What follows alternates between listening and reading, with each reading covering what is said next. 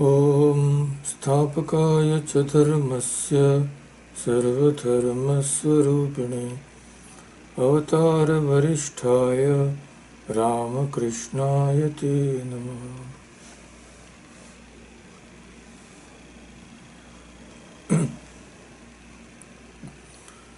So as you have seen, today's topic is about the incarnation of God.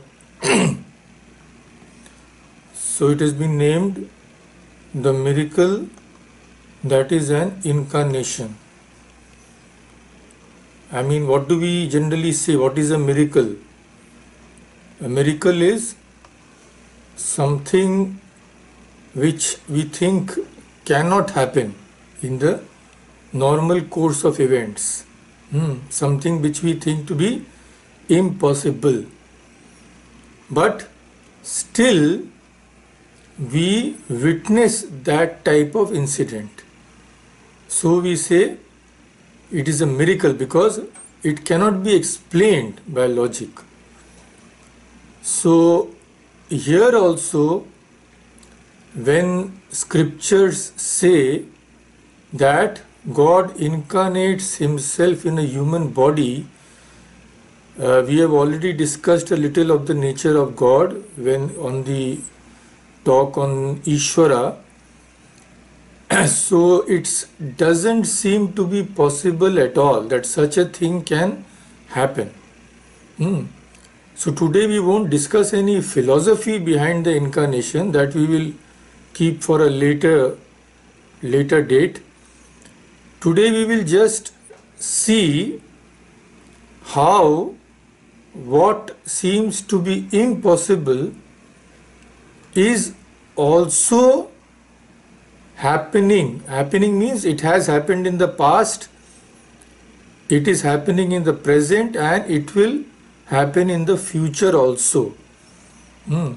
There won't be any time when this miracle will stop, because such are the words of Sri Krishna in the Bhagavad Gita, that through eternity this miracle will keep on happening.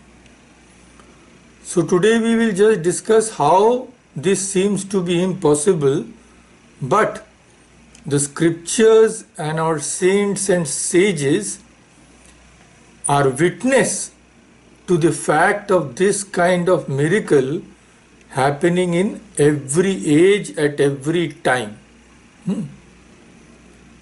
So we will just discuss these in general. Now you see, incarnation, the original word for this is in Sanskrit and Hindi and Bengali also, and maybe in other Indian languages also, it is avatar. Of course, now avatar has also gained acceptance in English, because we say that this is his new avatar, this is his new image type of thing. So we don't use in that way in our spiritual tradition. In spiritual tradition, it is used in a specific way. You see, avatar has two parts. Ava is the prefix or the upasarga, as it is called in Sanskrit, and tara. So as we have seen again and again, that every word in the Sanskrit language is derived from a root. So the meaning of the root gives us a hint to the meaning of the word. So avatara, tar also is derived from a root.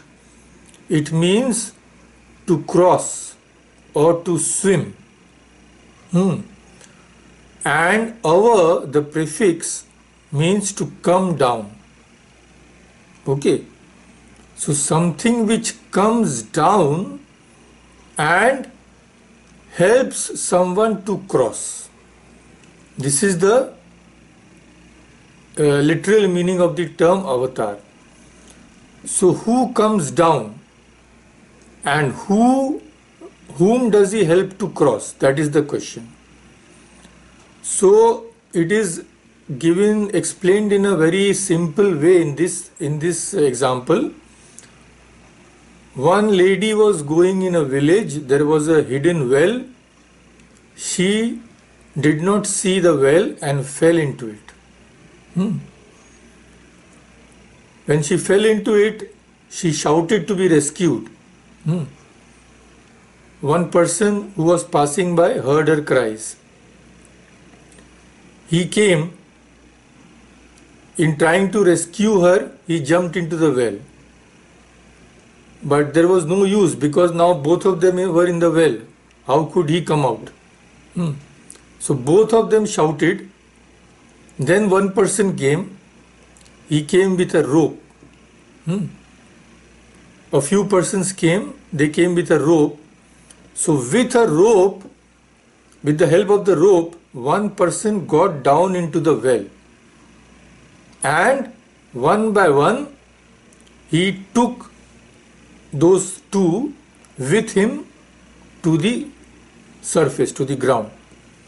So what is happening here? One person is coming down and rescuing another person. So in this small example, this term has been explained very well. So who comes down? When we say incarnation, who comes down? God, as it were, comes down. As it were, I am saying in a philosophical sense, but for all practical purposes, we can say that God comes down. And whom does he rescue? Whom does he help to cross over? He comes from the whole of humanity. The whole of humanity, he helps to cross over. Cross over what? This has been described as the ocean of samsara. It is said an ocean. It is not said that a well of a samsara. A well is a very small thing. It is very easy to go across a well. But how difficult it is to cross an ocean.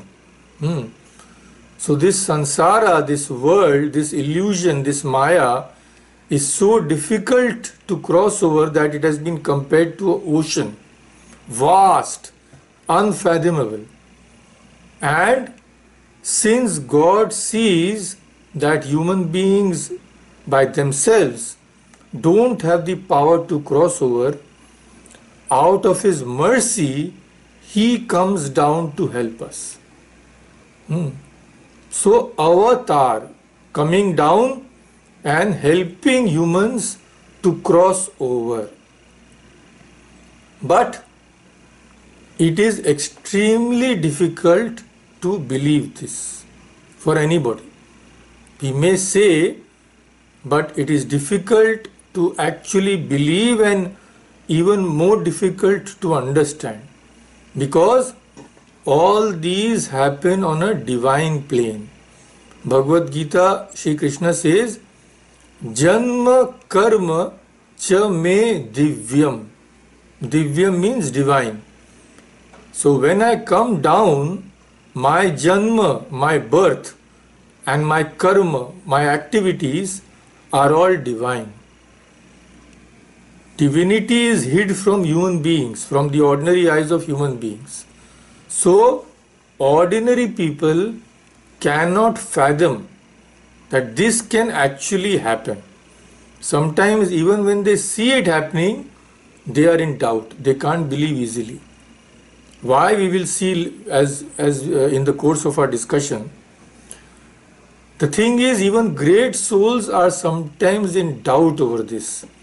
Like we see in the Gospel of Sri Ramakrishna, Master Mahashaya, the chronicler of the Gospel, he was not an ordinary person, he was a very great soul. But in the Gospel we see that once Master Mahashaya is thinking, is it indeed true that God assumes a human form?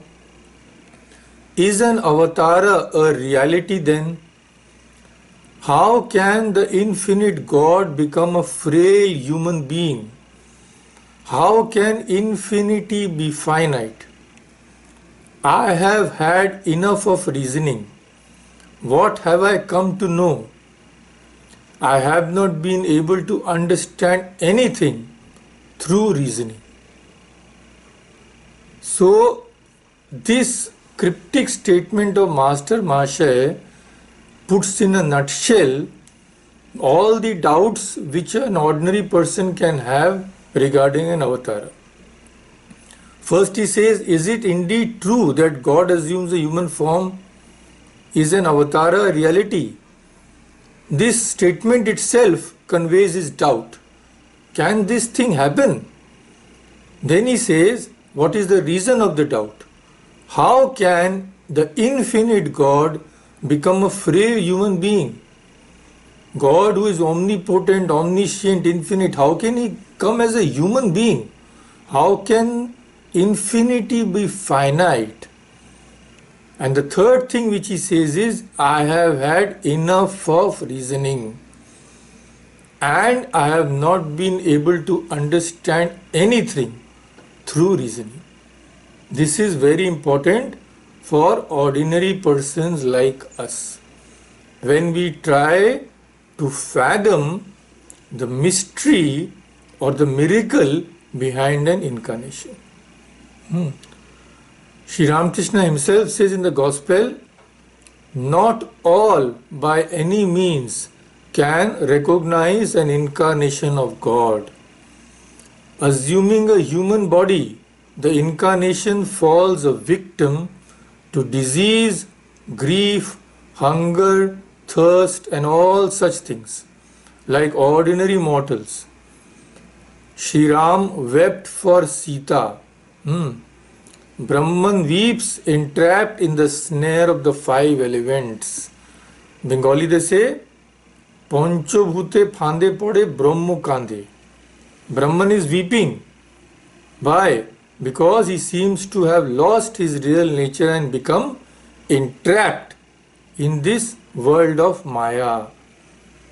But then what is the difference between our weeping and Sri Ram or any other incarnation weeping? Thakur himself has wept so many times. He wept for Divine Mother. He wept when Akshay passed away. He must have wept when his elder brother passed away, when his father passed away. He has wept.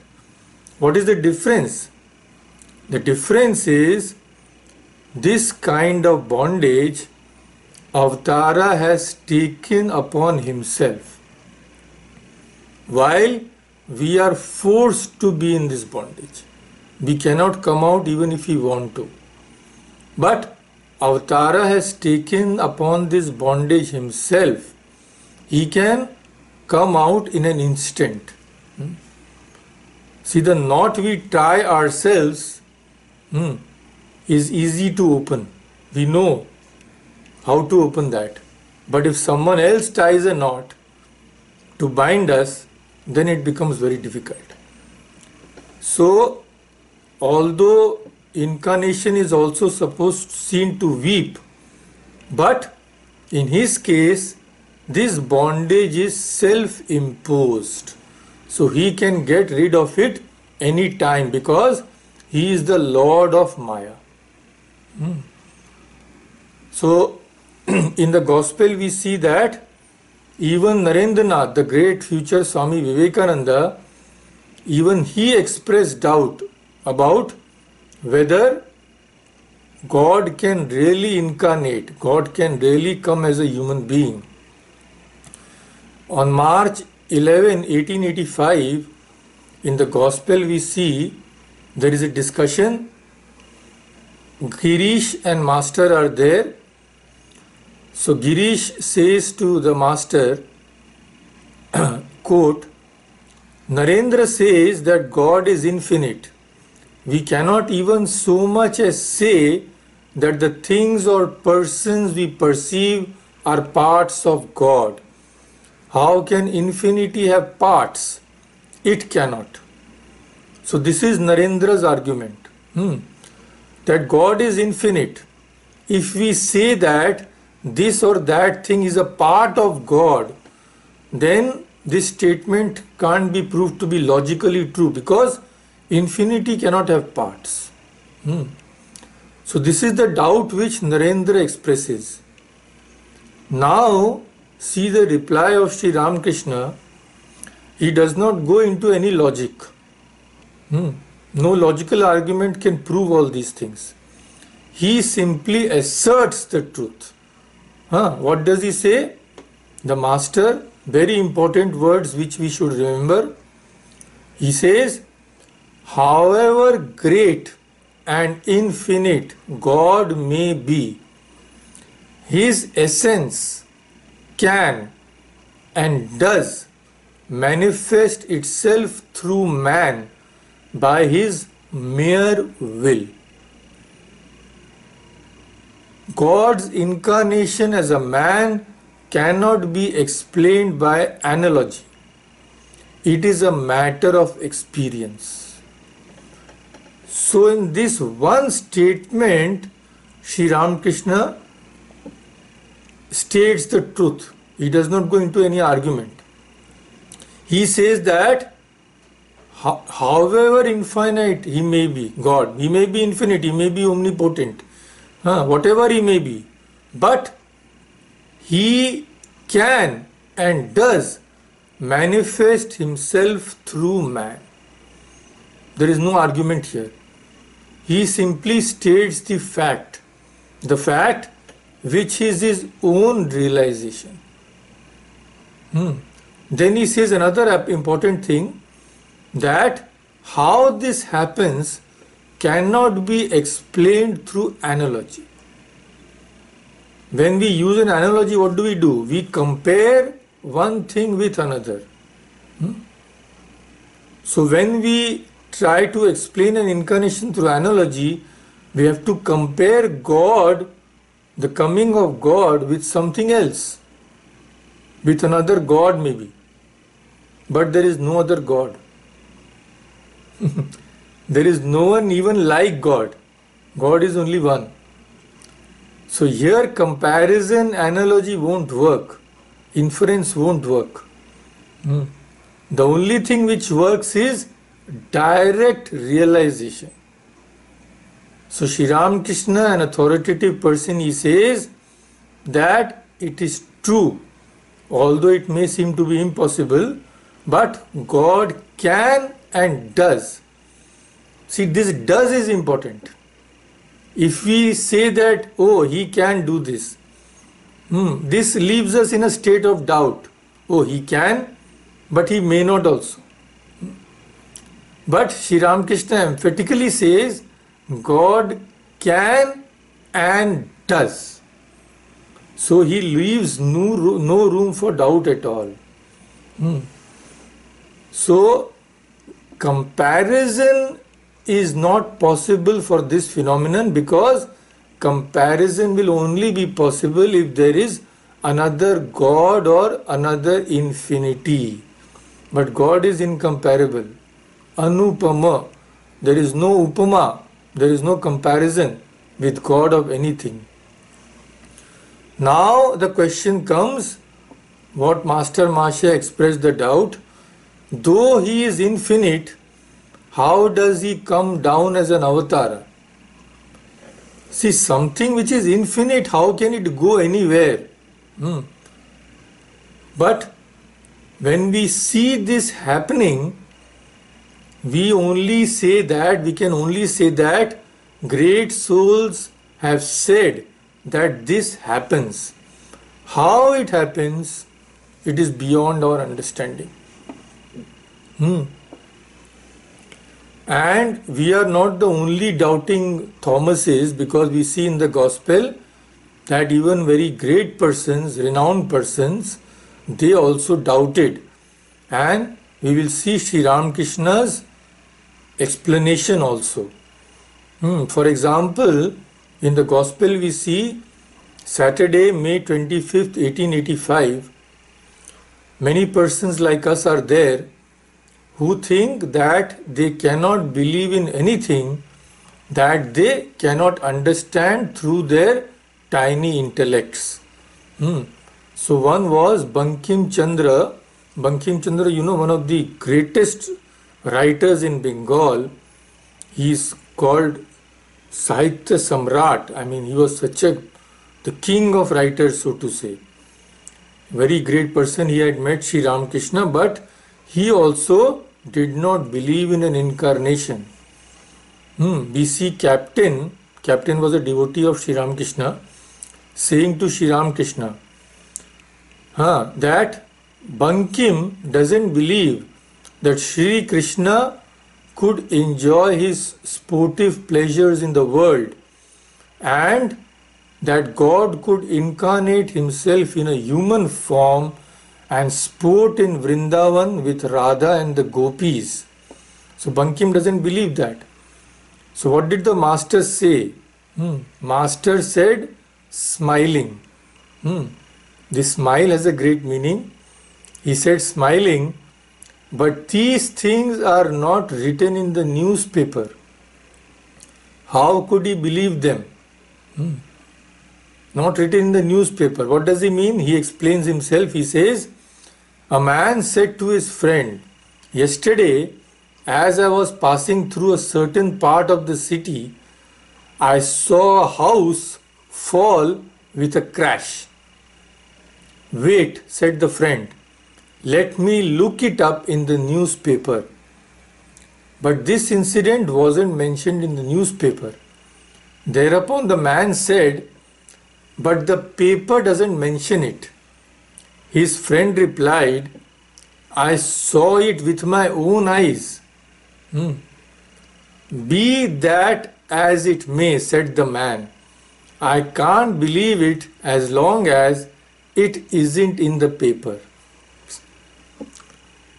So he doesn't believe his friend who has actually seen this. He will only believe when he sees it in the newspaper. So Sri Ramakrishna says that people like Bankim won't believe if we say that this is a fact. He will only believe if he finds it written somewhere. Then he says, Master says, how can Bankim believe that God sports about as a man? He doesn't get it from his English education. It is very hard to explain how God fully incarnates himself as man. Isn't that so? The manifestation of infinity in this human body, only 3.5 cubits tall. This is what the master says, that it is very difficult to believe this, but it does happen. And English education, why Sri Ramakrishna mentions that? Because English education here he pertains that one who studied a little English in those days thought that he had become a great person and he would start doubting everything. That is the meaning of the term when he says his English education. Okay. So, Master emphatically said that he can and does manifest because it was his direct realization. It is beyond human intelligence to understand how God manifests in a tiny human form, being infinity himself. So, we cannot blame anybody for not doubting because it is such an extraordinary incident. In the Bhagavata, it is beautifully described. See, when Krishna was born of Devaki in that prison where Kansa had kept them, so Devaki was such a great soul, she realized that God has been born as my son. But she still could not really assimilate this. I mean, she saw that it was a fact, but still she was beside herself with wonder. So beautiful hymn is there in the Bhagavata. I'll just quote 2 verses from that.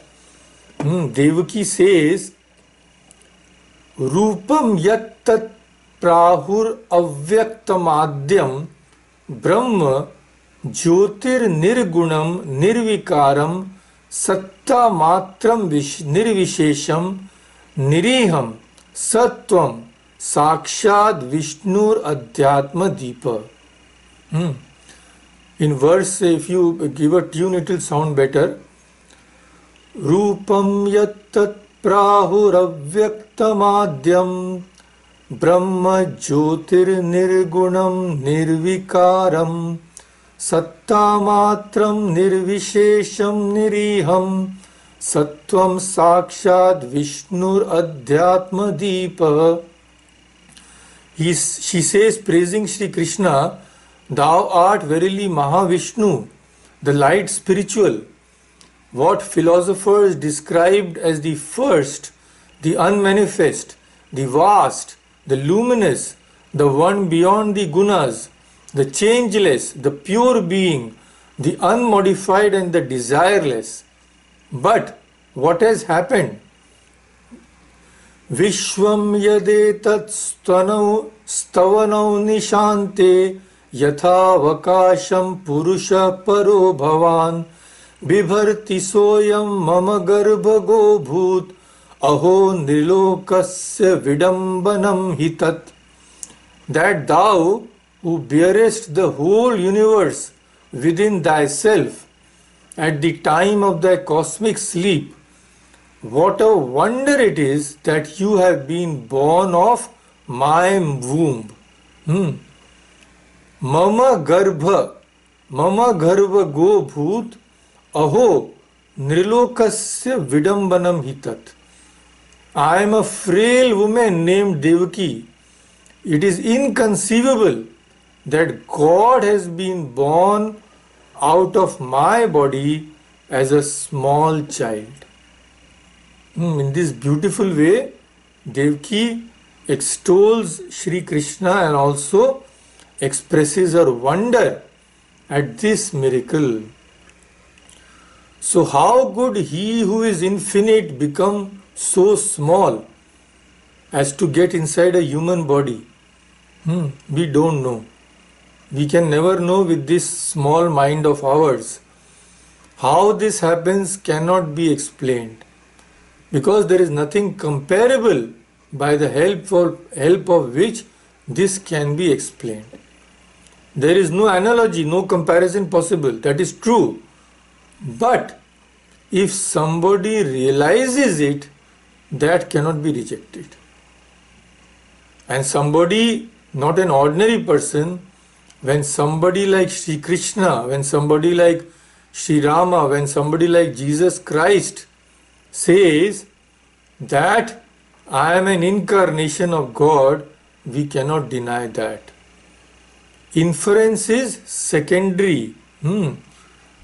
When there is direct realization, then inference takes a secondary place.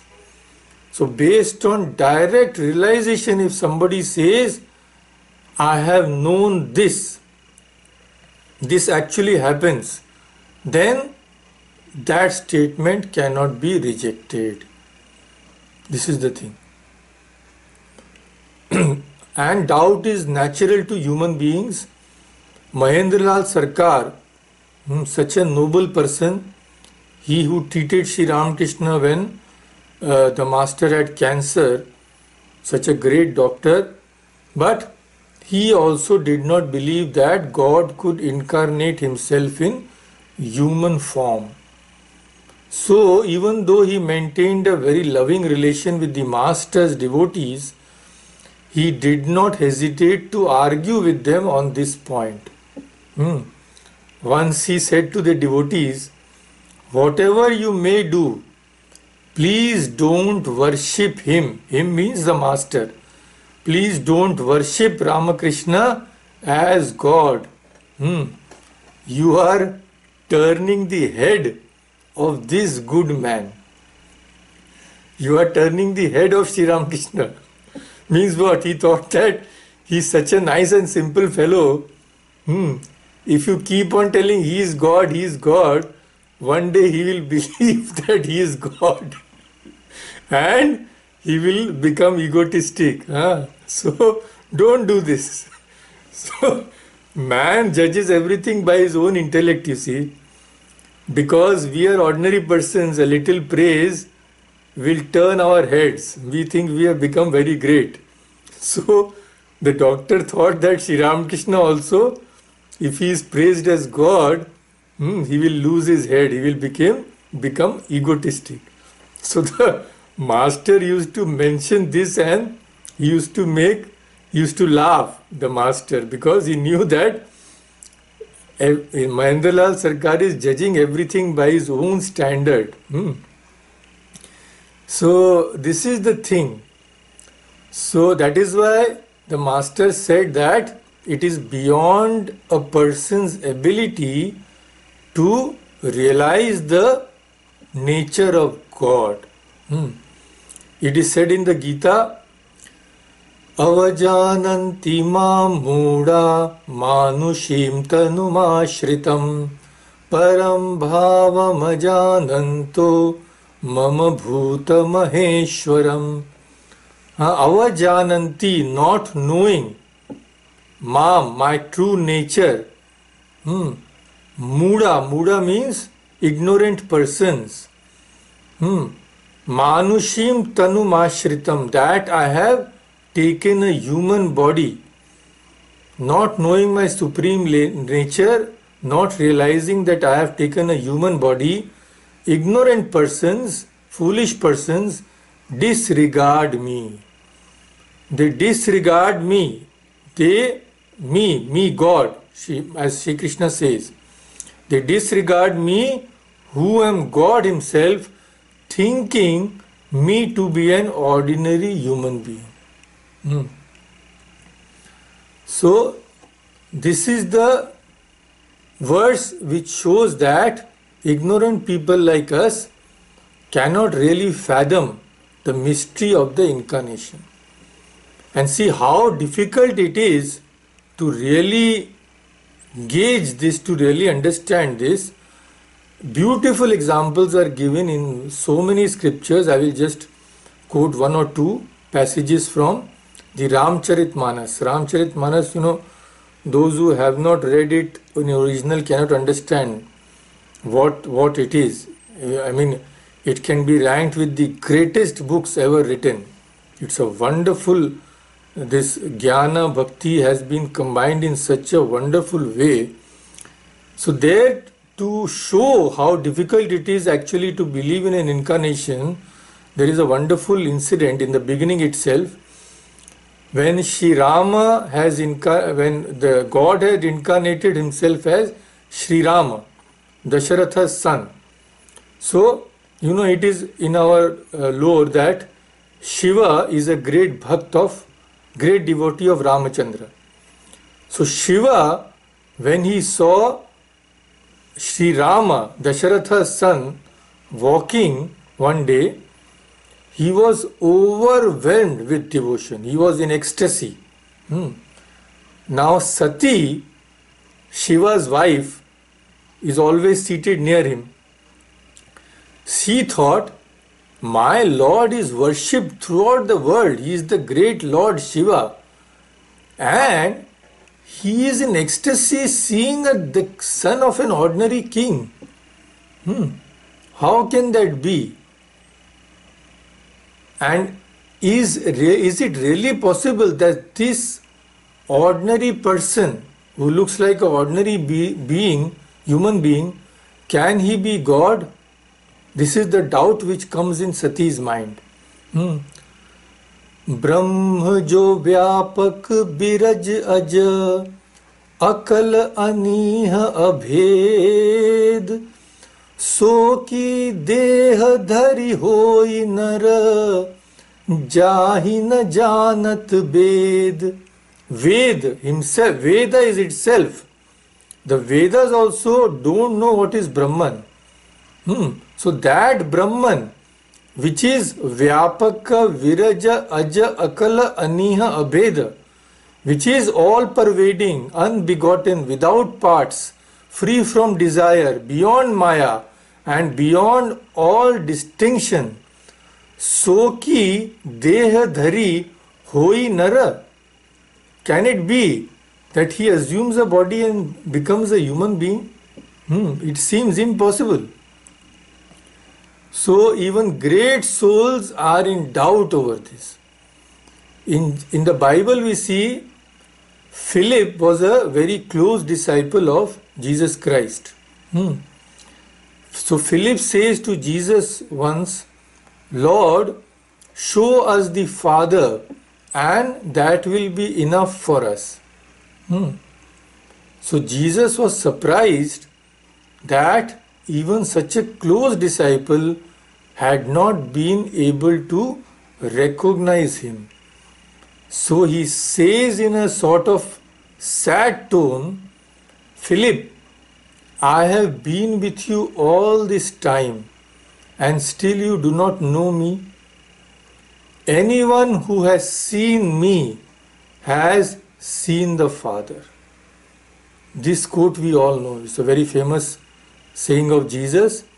Anyone who has seen me has seen the Father. Why?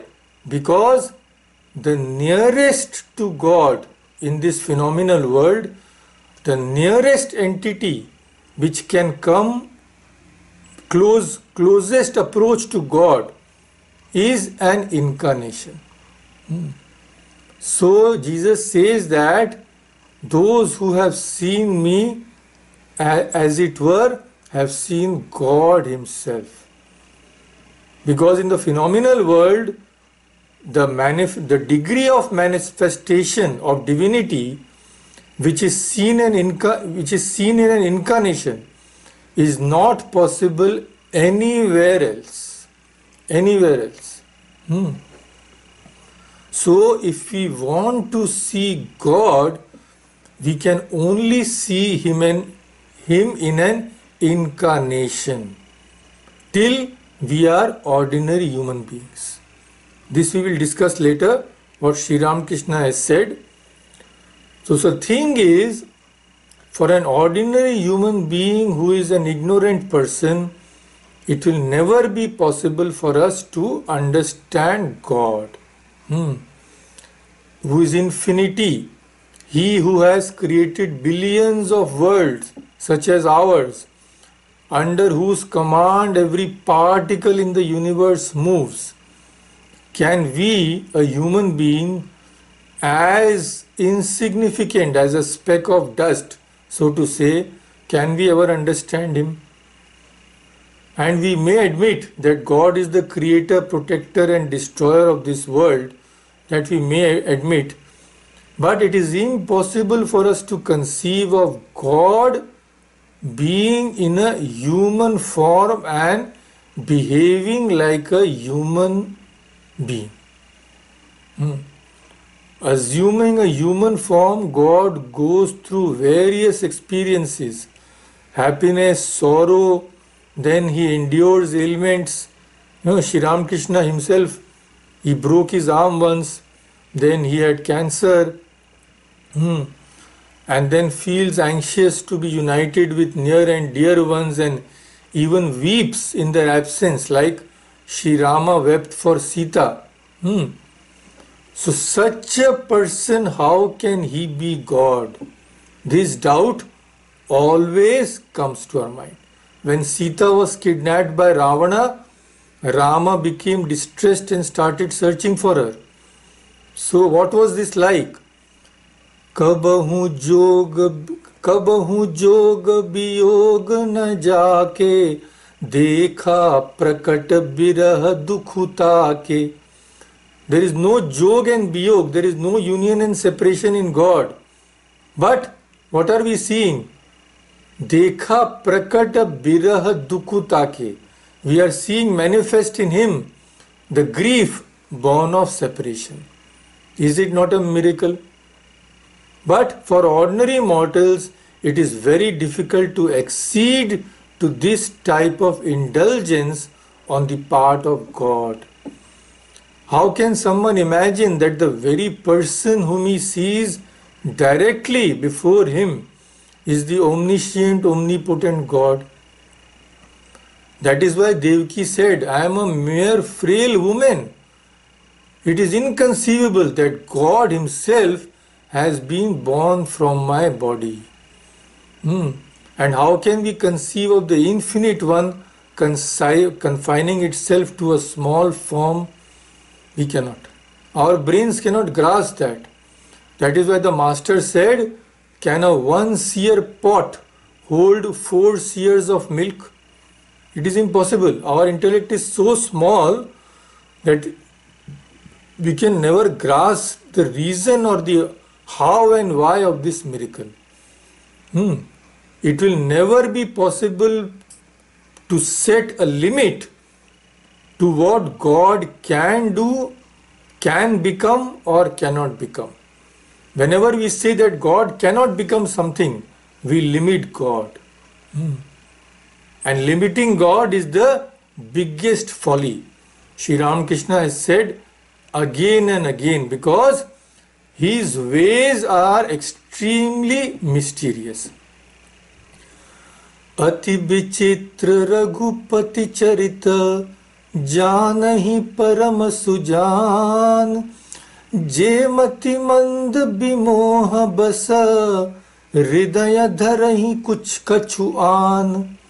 Ati Vichitra Raghupati Charita, exceedingly mysterious are the ways of God.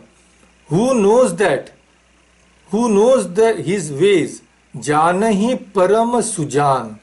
The supremely wise alone can comprehend him.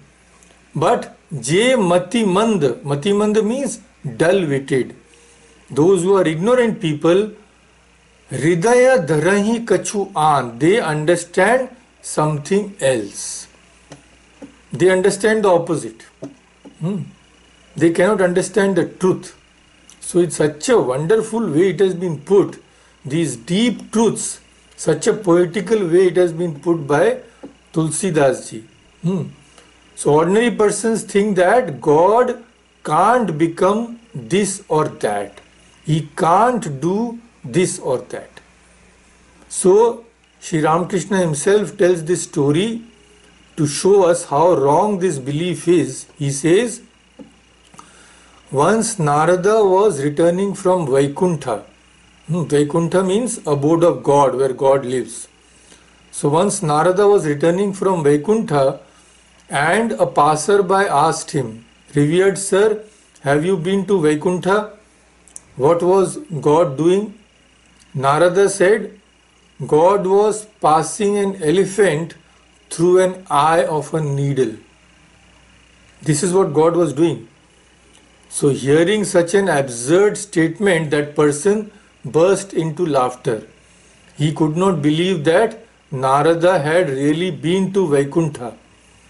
But another person, who was a wise person, he heard Narada's statement and said, it's quite possible. Nothing is impossible for God. So this we should understand, that nothing is impossible for God. That is why Sri Ramakrishna said again and again, never try to set any limit to God. God has form and He is formless too. Further, He is beyond form and formlessness.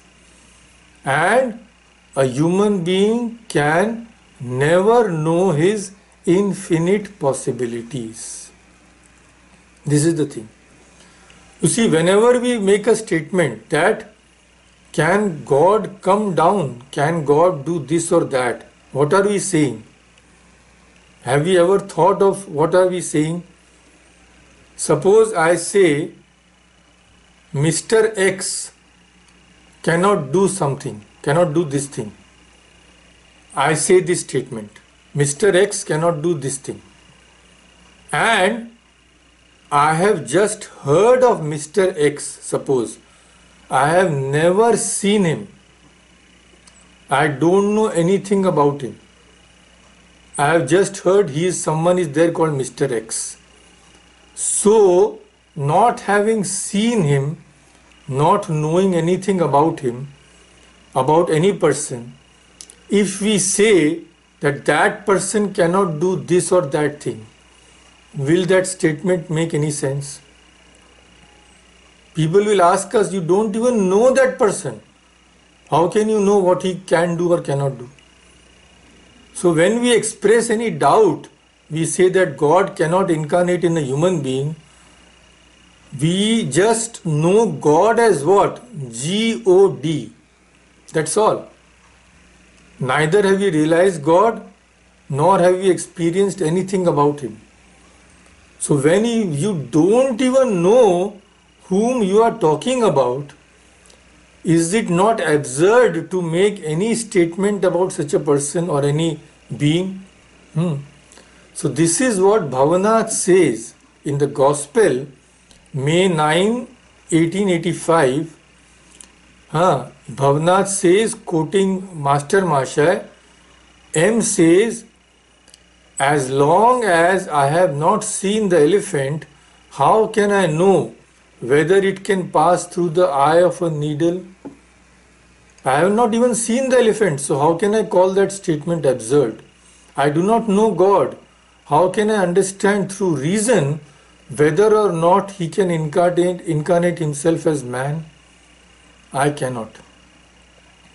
So Sri Ramakrishna gives the example in the simplest of terms, as was his habit. He doesn't go into any argument. He just says, everything is possible for God. That's all. We have to take his statement on the face of this. Beside this, we cannot understand in our present position.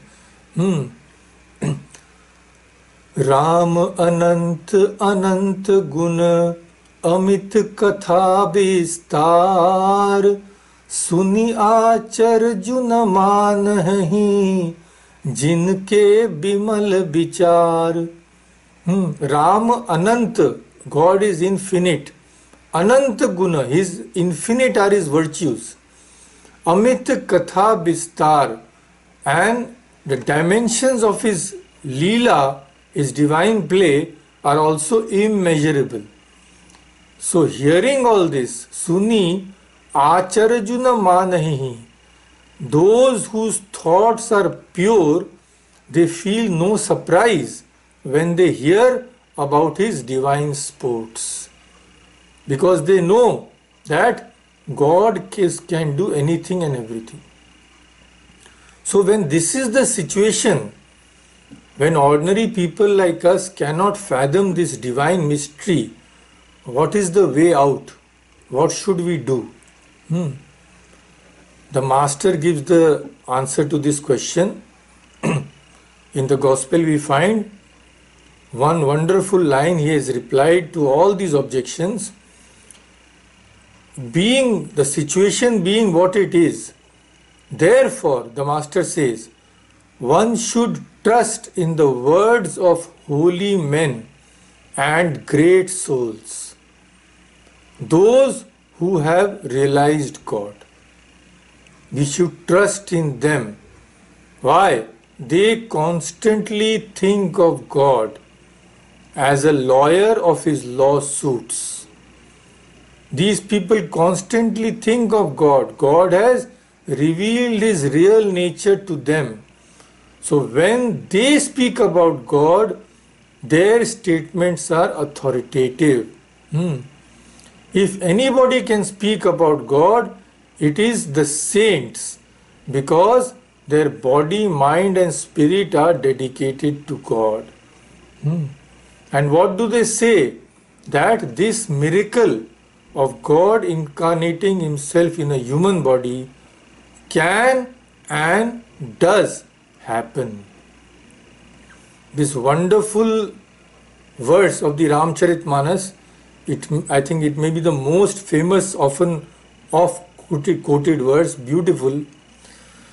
Mangal Bhavan Mangal Hari Dravau so Dashrath Ajira Bihari.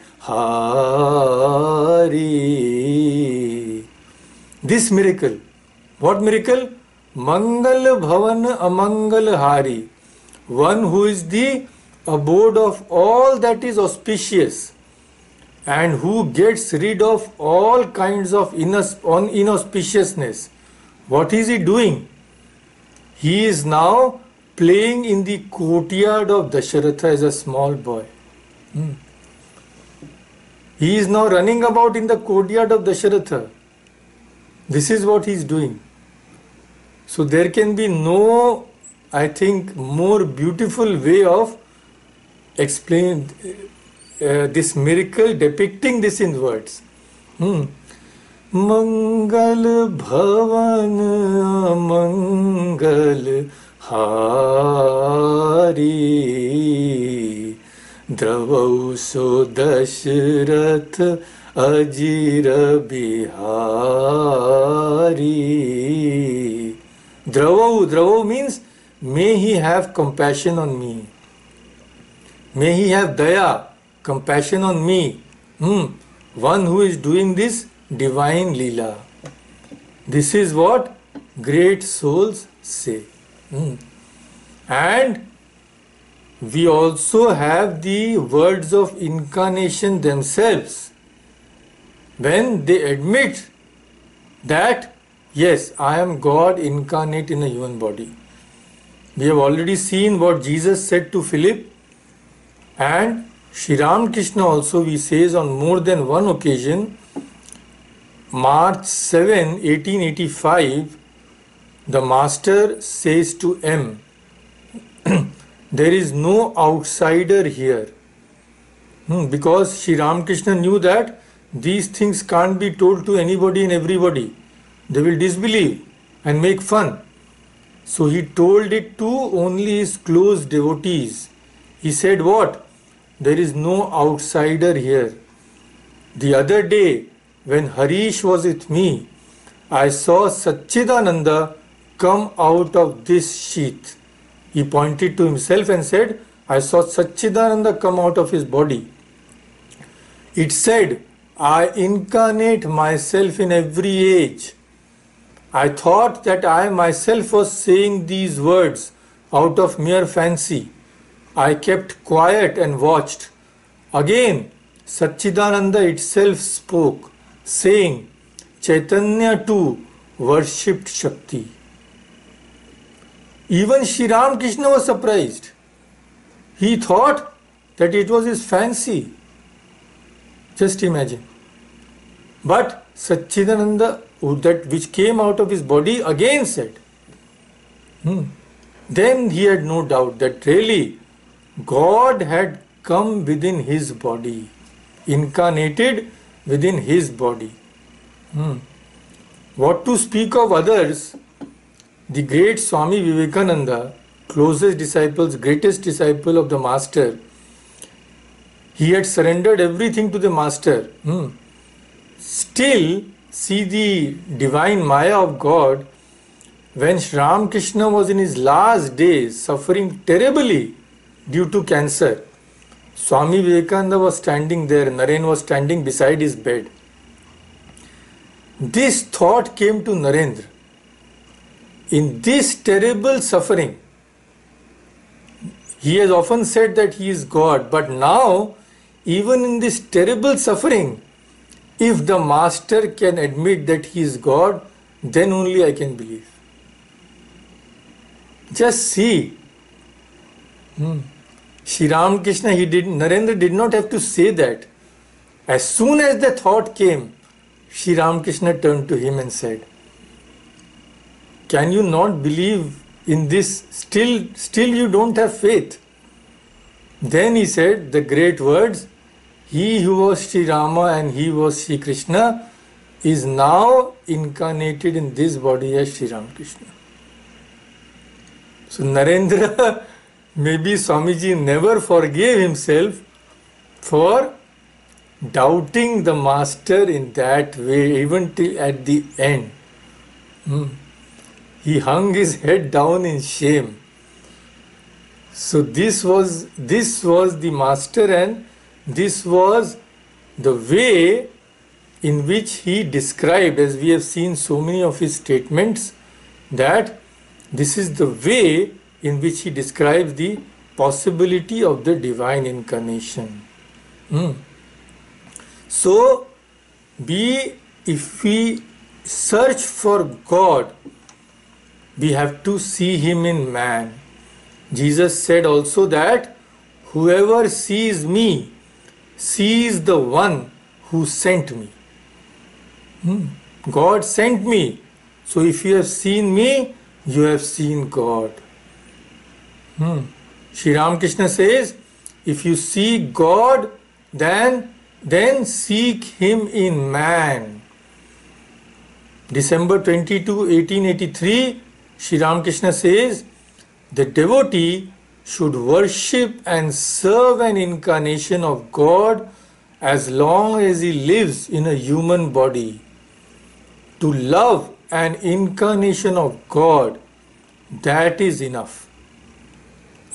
What ecstatic love the gopis had for Sri Krishna. This is what the master says.